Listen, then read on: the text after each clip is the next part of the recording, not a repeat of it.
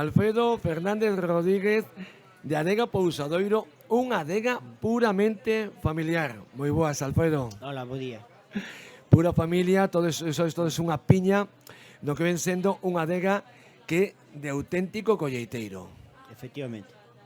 Contanos un pouquiño onde estáis radicados actualmente. Bueno, a nosa adega está en Castelo de Miño, na parroquia de, Barral, antigua Ponte Castrelo. E, a miña adega xa ven da familia de varias xeneracións. E iso, temos as viñas todas na mesma parroquia. E iso é o que lle dá tamén un plus ao viño de interés, non? Un valor engadido para un viño fantástico que tenes aquí presentando. De momento non, temos todavía a collita anterior, pero vos tenes un viño que hai que destacar, sobre todo, que vai evolucionando moi positivamente co paso dos meses, incluso dos anos. Sí, estes viños, os viños que se fan auténticamente na viña, son viños no Ribeiro, que tamén os primeiros sorprendidos somos os mesmos que os elaboramos, que non son viños para consumir no ano xa que se estropean, ao contrario, van evolucionando, viños que se gardan anos e anos e non encontramos ainda o límite. Pero tamén son viños que necesitan tempo para integrarse. Entón, nós sempre vamos, un pouquiño con calma, deixando que os viños se fagan na bodega e os sacamos ao mercado casi un ano despois. Adega Pousadoiro, aquí temos o viño referencia de marca e ao seu carón temos, explícanos un pouquiño a que temos aquí ao lado. Sí, Pousadoiro é o viño máis clásico, unha palabra que, non me gusta moito, pero sí, é o que levamos elaborando na adega dende xa fai moitos anos.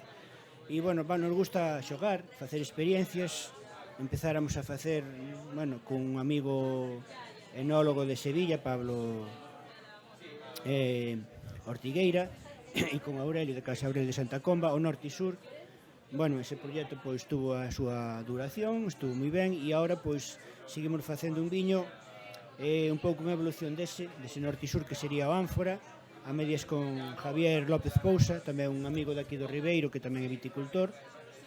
E, a peculiaridade, digamos, que pode así ser máis chamativa, que está elaborado nunhas ánforas de barro antiguas, ánforas castellanas, pero ánforas que estaban usadas con aceite en Andalucía.